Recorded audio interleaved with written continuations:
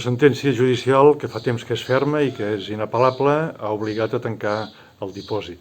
De moment es manté l'activitat com a planta de transferència cap a altres equipaments, cap a altres abocadors i com a planta de compostatge.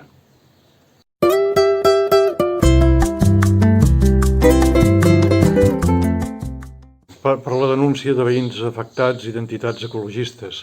De fet, per múltiples incompliments i irregularitats perfectament conegudes des de fa temps. Per manca de llicència ambiental, per afectacions a la conca del Ridaura i a la zona Pein de Cadiretes. I des d'aquesta perspectiva el tancament no és una mala notícia.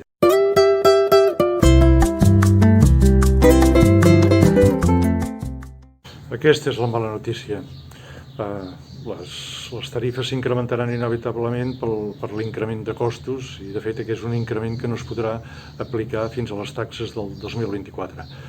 De tota manera, a Llagostera, gràcies a la feina feta, amb un índex de selecció altíssim, aquest increment també es notarà molt menys que en poblacions on els índexs de recollida selectiva són molt inferiors, com Sant Feliu o Platja d'Aro.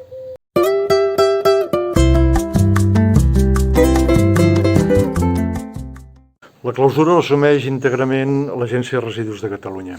Entenem, de fet, que és de justícia. Solius no ha estat un negoci, sinó una infraestructura incòmoda que ningú vol al seu territori.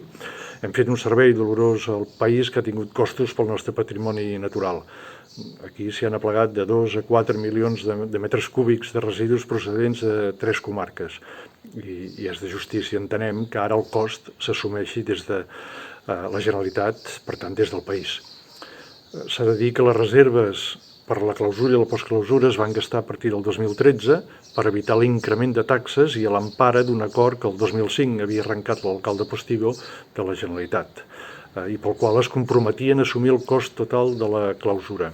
La postclausura en quedava al marge i la postclausura comportarà costos durant pràcticament 30 anys.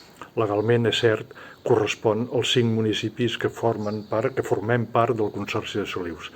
No hi havia reserves per la postclausura i no es van tornar a proveir fins al 2020. La xifra reservada, però, és molt petita comparat amb el cost total.